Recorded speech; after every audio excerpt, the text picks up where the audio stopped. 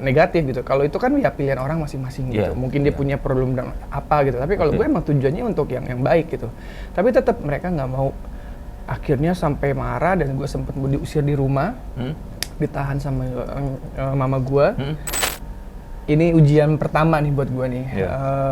Kalau saudara gue atau keluarga gue itu nggak bikin statement kayak gitu, lembek mungkin gue akan jadi lembek gitu dan nggak akan termotivasi gitu. Jadi akhirnya udah mau wanti-wanti. Kalau nanti Tito lupa, ada matador. Atau kasih aja mic-nya ke penonton sambil diinget-inget nyanyi udah di mana gitu kan. Nah akhirnya tetep kayaknya gue nggak yakin gitu ya. Karena di situ juga gue sempat ngerasa udah kehilangan kepercayaan diri. Manes duluan juga nggak mungkin ya? Nah akhirnya gue jadinya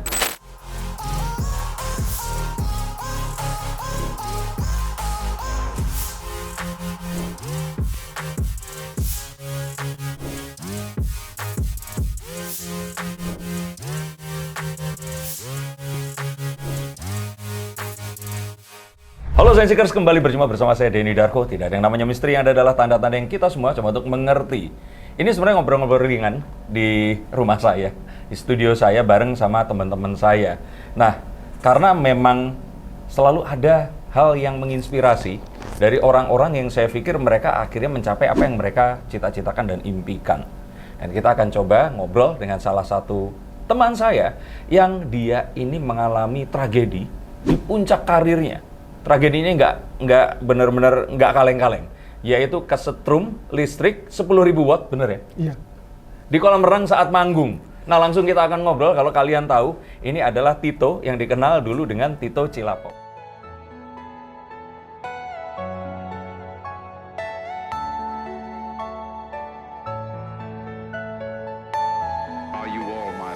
Apa kabar bro? Kabar baik mas. Kalau nyeritain tentang elu itu selalu gue membayangkan rasanya akan kayak gimana. Tapi kita akan ngobrol nanti. Lu ceritain yang belum pernah lu ceritain di tempat lain. Tapi basically sebenarnya pertanyaannya adalah, nggak harus diangkat? Nggak usah. Oke. Kenapa kok kalau orang Batak itu suaranya bagus-bagus? Gue nggak ngerti juga ya gitu. Pokoknya gue sih mungkin karena gue di lingkungan sehari-hari itu kita seringnya bernyanyi bareng-bareng gitu. Jadi terlatih jadinya. Kayak gitu. Tapi terlatihnya bernyanyi untuk nyanyi sendiri aja. Maksudnya nyanyi di keluarga gitu, bukan terlatih yang kayak belajar not angkanya, somisasinya. Gue mungkin nggak sampai di situ. Kalau di gereja atau acara-acara sampai yang segitunya pernikahan itu? Untuk belajarnya. Bukan, karena kan kebanyakan kalau di gereja sering nyanyi makanya suaranya bagus. Atau kalau enggak kan di acara-acara nikahan tuh. Nah itu juga pokoknya di setiap kesempatan orang-orang Batak tuh pasti nyanyi gitu. Sampai acara meninggal aja juga Pak ada nyanyinya gitu. Tapi itu menjawabnya begitu ya kira-kira. Karena gue setiap kali ketemu penyanyi bagus itu pasti tebakan pertama tuh di atas 50% Batak. Orang Batak gitu. Batak. Mungkin bagus karena biasa. Bisa karena biasa aja, biasa karena bisa gitu. Di keluarga siapa yang jadi penyanyi profesional singer? Nggak ada. Berarti lo ini pertama? Baru gua. Terus akhirnya menjadi penyanyi. Ini kan ya sebenarnya kalau buat satu keluarga Batak itu kan nggak aneh ya. Iya. Tapi apa yang lu pikirkan waktu itu yang akan membuat lu ini jadi seorang penyanyi yang berbeda dibanding yang lain? Justru gue di keluarga gue justru malah kurang didukung untuk jadi penyanyi. Oh iya? Iya. Lawyer? Enggak. Suruhnya malah jadi akabri. Oh, akabri? Iya. Tapi passion gue kan nggak di situ. Dan akhirnya di puncaknya itu kita sempat ada tragedi dalam keluarga. Akhirnya sebentar. Lu kesetrum 10.000 watt itu bukan satu-satunya tragedi? Belum. Ini pernah ada tragedi lagi? Iya, ini awalnya nih. Oke. Karena menurut mereka kalau kita kalau nanti gue jadi artis, mereka melihatnya artis itu nanti lifestyle-nya tuh kurang bagus kayak kawin cerai, terus narkoba dan lain-lain. Nah mereka nggak mau kehidupan gue nanti seperti kayak gitu. Yang pertama alasannya itu mereka nggak suka. Kesetrum 10.000 nggak termasuk di itu ya? Bukan nggak termasuk yang ditakutkan ya orang tua ya? Nggak kebayang justru juga. Justru malah ini yang parahnya. Jadi gue tuh akhirnya karena gue dulu masih muda, gejolaknya masih tinggi, gue penasaran gitu. Dan yang paling gue nggak masuk akal tuh adalah kamu harus ngaca gitu, kamu tuh orang susah, orang miskin. Jadi gue bukannya dapat dukungan, tapi gue malah dapat hantaman. Oke. Ya. Kalau akhirnya gue melawan, maksudnya dalam arti melawan tuh gue mau menunjukkan gitu, pembuktian. Kalau mau jadi artis atau mau jadi penyanyi, bukan karena kaya gitu, tapi karena memang dia punya dikasih Tuhan talenta di situ gitu. Dan gue mau pakai ini untuk hal yang baik, yang positif, bukan yang jadi kayak yang negatif gitu. Kalau itu kan ya pilihan orang masing-masing gitu. Mungkin dia punya problem dan apa gitu. Tapi kalau gue emang tujuannya untuk yang baik gitu. Tapi tetap mereka nggak mau.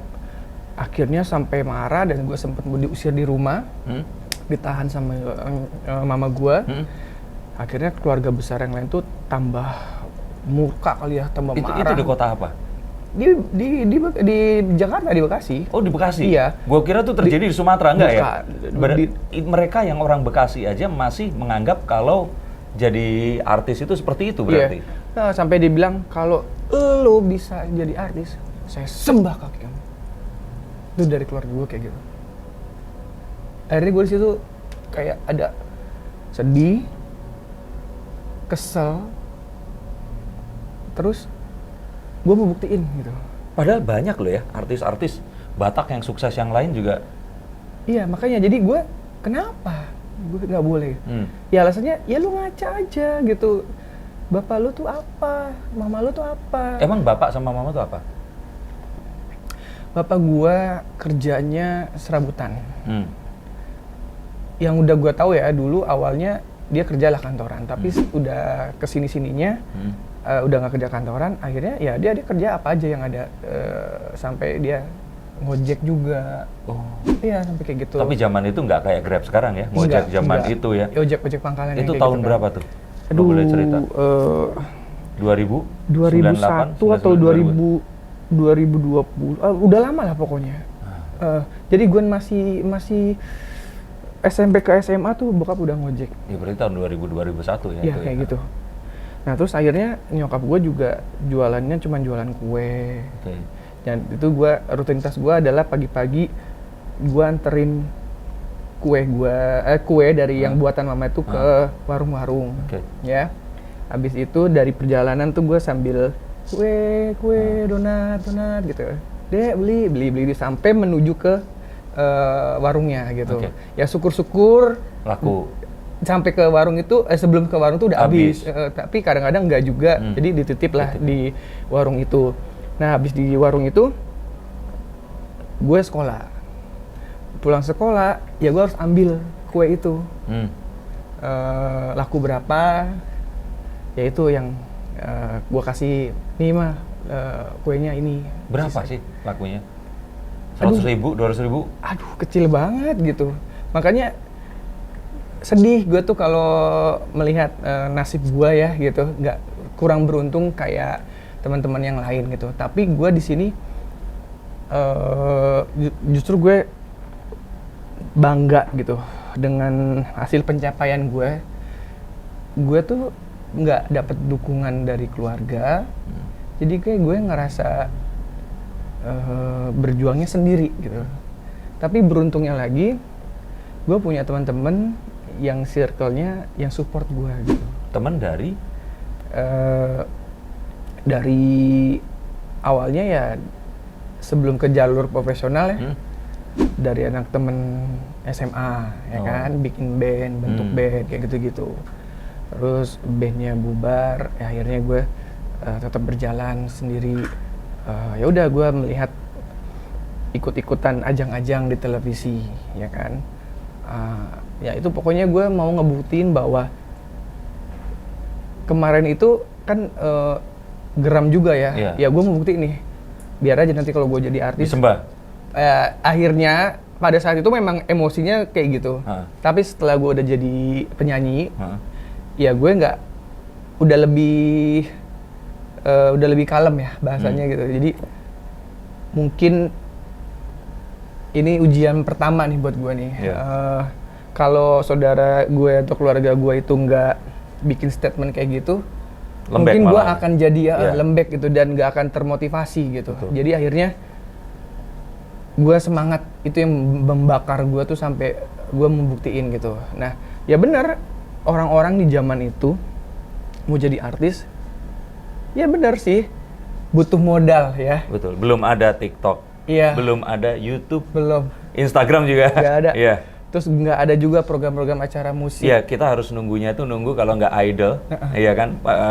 X Factor segala macam belum Iya, ada, ya iya. Idol doang, Avi. Iya, jadi gue sempet ikutin Indonesian Idol. Itu lewat. Oke. Itu berarti dari zamannya si Mike Mohede Iya. yang akhirnya menang ya? Iya. Almarhum ya? Terus gue ikutin AVI. Hmm. Sempet sampai cuman 50 besar aja. Oh, oke. Habis itu nggak dapet. Ah. Habis itu kompetisi ada di stasiun baru TV namanya TV7. Waktu itu ya? Itu Sekarang Cilapop. Trans 7 jadinya Iya, ya? Cipta lagu populer. Nah, itu acara yang mencari satu penyanyi, satu Pencipta lagu. Nah, lagunya yang gue nyanyiin ini, lagunya yang menang. Gitu. Oh. Dan akhirnya gue dinobatkan untuk membawakan lagu yang menang Diciptakan ini. itu tadi. Nah, dari situlah gue mulai jadi penyanyi yang dikenal punya hits gitu. Singlenya yang Ku Benci Kau Dengan Cintaku itu. Dan gue juga nggak ngerasa kayak itu bisa jadi hits gitu loh. Karena saat itu gue cuman melakukan aja apa yang diperintahkan, diarahkan gitu. Lu melakukan apa yang dari depan lu? Iya. Ya. Jadi, dan itu pun juga, makanya gue berkali-kali gue mendapatkan kebaikan dari Tuhan ya. Gue sebutnya mungkin mukjizat. Di ajang Cilapop itu pun gue bukan pemenangnya. Yang menang itu sebenarnya adalah? Nah, ini gue mau ngomong di sini nih, orang banyak pada salah sangka. Gue tuh, yang menang itu namanya teman gue, namanya Eno. Nah, waktu itu dia dicoba lah nyanyiin lagu yang menang juga. Tapi ternyata lebih cocok. Dianggap lebih cocok sama ke lu? gua gitu. Dan gua akhirnya menjadi apanya ya, dikompilasi itu sebagai yang dipromosikannya lah gitu. Jadi gua udah mulai tuh. Nah, pada saat itu juga, makanya hidup gue tuh banyak banget hantaman-hantaman dari sudut manapun. Waktu gue interview di radio, waktu itu gue ingat di Bandung segala macam, gue diserang abis-abisan. Karena? Karena lu ngapain ada di sini? Lu kan bukan pemenang yang di Cilapop, kok lu yang di sini? Yang menang kemana? Gitu-gitu. Nah, yang tadinya gue dari rumah berangkat dengan semangat, Iya, harapan. bahwa gue punya single, lagi, terus udah dipromoin, terus sekarang gue interview di radio gitu. Kayak mau seneng gitu, mau ceritanya mau seneng gitu. Tapi ternyata beda gitu. Yang menang kan orang Bandung. Oh, kayak gitu. Mungkin ada sentimen Gue nggak geografis ngerti, juga. gitu. Iya, Terus iya. lu kan bukan pemenangnya gitu. Ya akhirnya gue sampai nggak mau interview lagi. Gara-gara gue diserang. Soalnya waktu di zaman itu kita interview itu masih ada apa ya, telepon dari pendengar. Oh, pendengar ya, kayak gitu-gitu. Akhirnya pendengar itu ya itu kan on air ya. Nggak Ya bisa itu, disaring. Itu nggak bisa diedit. aduh gitu. Makanya gue bilang kenapa ya gue kok selalu kayak gini. Jadi flashback lagi. Apa mungkin gue memang nggak boleh ya jadi penyanyi? Gitu. Apa mungkin lu sempat berpikiran begitu? Sempat berpikiran seperti itu. Apa mungkin ini ya, keluarga gue nggak ngerestuin gue, jadinya jalan gue tuh kayak berat sekali gitu. Nah tapi di temen gue lagi, temen gue nggak banyak, tapi gue punya temen yang bener-bener support gue tuh full-fullan lah ibaratnya gitu. Udah jangan didengerin, udah semangat aja, udah maju aja kayak gitu-gitu. Sampai akhirnya ya itu proses di karir bermusik gue itu bermacam-macam ya. Akhirnya udah terkenal dengan lagu yang single Ku Benci Kau Dengan Cintaku itu, udah manggung hampir lah ke seluruh Indonesia ya. Gue juga masih nggak percaya gitu. Ya udah akhirnya berjalan, gue kontrak dengan Naga Suara. Nah pas di Naga Suara lagi, pas lagi anak-anak yang promo, bla bla bla, gue kesetrum. Itu tuh lagi promo lu? Iya. Walah. Jadi satu hari itu ada 2 event. Nah event yang kedua ini karena di jalan udah macet dan lain-lain. Telat? Jadi buru-buru lah. Oke. Biasanya kan gue pakai mic sendiri gitu. Terus ini nggak sempat jadi akhirnya pakai mic panitia. Oke. Nah Itu di sebuah restoran? itu di sebuah kolam renang terkenal di Jakarta. Oke. Jam? Siang ke sore kayaknya. Siang ke sore ya? Oke. Jadi ya gue profesional aja gitu untuk ya udah tugas negara ibaratnya. Ya udah gue manggung tapi gue nggak dapet briefing ya dari panitianya atau orang-orang yang ada di situ kalau katanya pada saat itu memang sound systemnya tuh udah bocor gitu. Tapi gue nggak tahu gitu. Karena gue di panggung kita pakai sepatu ya mungkin belum ada efek apa-apa. Betul. Pas tiba-tiba gue ada kontak sama, lu berniat menyalami salah satu penonton lu ya? Waktu itu gue mengasih merchandise dari gue gitu buat yang ada pengunjung yang ada di situ. Oke. Itu merchandise keberapa yang lu kasih? Lupa ya. Tapi lu inget waktu itu dia setengah badannya masih di air? Nah jadi gue udah kasih terus gue salaman kontak ke dia, tiba-tiba ya udah gue langsung jatuh. Lu blank? Gue jatuhnya ke dalam kolam itu. Nah katanya lagi yang gue salamin itu tuh mukanya hitam gosong gitu. Oke. Terus namanya di situ lagi di kolam itu lagi berjubel-jubelan ya, dia nempel lagi ke orang itu juga gosong kayak gitu. Guanya di situ sudah tidak sadarkan diri, udah terkapar lah dari kejebur kolam, akhirnya gue diangkat. Ya di situ katanya sih gue udah nggak ada nyawanya atau nadinya udah nggak ada lah pokoknya. Tapi karena nggak mau mendahulukan Tuhan, akhirnya gue dibawa ke rumah sakit terdekat saat itu, dekat kolam renangnya. Ya udah, langsung kayak di film-film itu ya, langsung dus. Yeah. Ini nih gue nggak bisa. Lu nggak ingat, lu cuma diceritain. Ini gue cuma diceritain kronologinya sama keluarga gitu ya, sama teman-teman gitu. Di situ yang dahsyatnya adalah dokternya terheran-heran gitu. Pasien dia yang kesetrum kena kipas angin kecil aja nggak ada yang selamat gitu.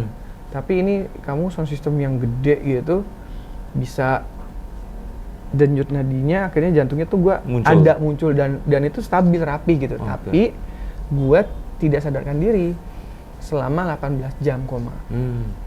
Dan di saat itu mungkin keluarga gue tuh udah kayak hampir mengikhlaskan kali ya. Udah nggak ada harapan ya mau gimana lagi gitu kan. Terus juga udah ada persiapan juga kalau misalkan nanti, makanya gue saat itu Pak Rahayu juga perhatiannya juga bagus sama gue ya. Gue terima kasih sama Pak Rahayu, dia ngingetin ke keluarga kalau ada apa-apa pokoknya Tito nggak boleh dioperasi gitu, takutnya nanti terjadi yang nggak kita inginkan. Misalkan pahitnya lebih baik nanti kita bawa aja ke Singapura atau apa kayak gitu-gitu. Tapi di saat itu udah 18 jam koma itu ya udah tiba-tiba gue kayak dibangunin aja, Tok bangun gitu. Ya udah gue bangun. Lu nggak kaget atau lu inget nggak kejadian sebelumnya? Nggak inget. Gue kayak bangun aja, terus tapi di rumah sakit. Terus gue bingung, kok gue ada di sini gitu. Terus gue bingung, udah banyak orang kayak gitu dengan mukanya yang udah pada muka-muka sembab. Tapi badan lu semua itu nggak ada sesuatu yang aneh? Nggak ada yang aneh-aneh. Tapi gue cuman di sini kayak bibir tuh agak-agak biru. Oh kaku gitu ya, kayak ya. Masih belum gimana gitu. Terus? Iya, itu stroke gini-gini, Ingat nggak? Enggak. Kayak gitu. Terus gue diperiksa lagi.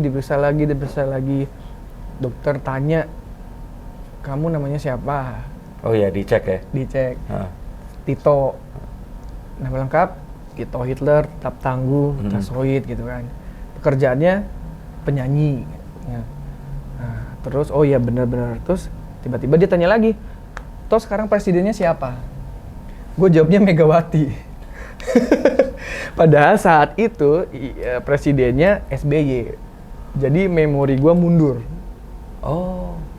Memori itu gua bukan mundur. gara-gara lu lupa.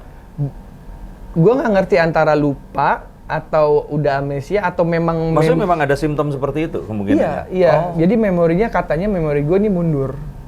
Gitu. Atau ada memori sekarang yang hilang gitu ya. Dan iya ada yang hilang. Jadi ya pelan-pelan dia harus di terapi, terus pelan-pelan juga dia harus diajak Stimulir ya. ke lingkungan yang dia biasa. Hari-hari tuh daily-nya seperti apa kayak gitu. Itu akan membantu dia untuk mengingat lagi, katanya seperti itu gitu. Sampai lagu gue sendiri aja gue lupa. Saat itu.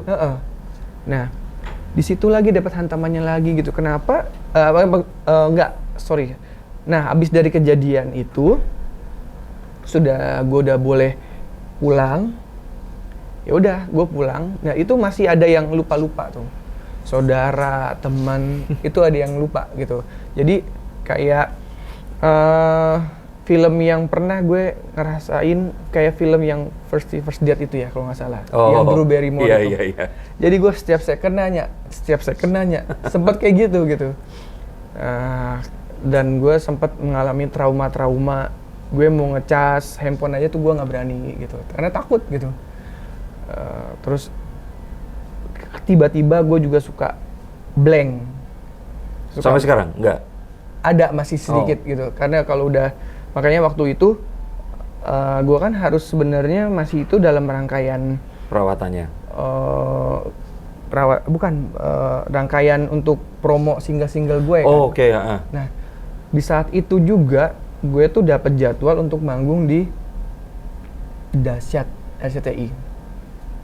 Masih dalam keadaan gue muka biru-biru, bibir biru-biru tuh ya udah, karena saat itu Dahsyat kan lagi populer. Iya, bener. Kalau nanti gua cancel, gua akan susah lagi mendapat jadwal. Gitu. Ya, terus gimana?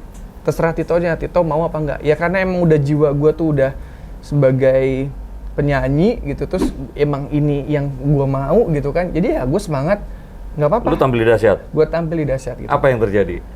Ya ngeblank. Nah tapi tim gua udah mau wanti-wanti, kalau nanti Tito lupa ada matador. Atau kasih aja mic-nya ke penonton sambil diinget-inget nyanyi udah di mana gitu kan. Nah akhirnya tetep kayaknya nggak yakin gitu ya. Karena di situ juga gue sempet ngerasa udah kehilangan kepercayaan diri. Manes One juga nggak mungkin ya? Nah akhirnya gue jadinya lip sync? Playback ya, lip sync gitu kan. Nah tapi di situ juga gue juga kayak masih pandangan sama itu masih juga kurang fokus gitu. Jadi masih ya baru dari rumah sakit gimana sih? Iya, tipsi. Masih gaya gimana gitu. Tapi ya udah gue cuman pokoknya ya udah dibanding nanti gue nggak dapet kesempatan lagi manggung di Dahsyat kan, ya udah ikutin aja gitu. Nah, jadi kesini-sininya ada single-single berikutnya.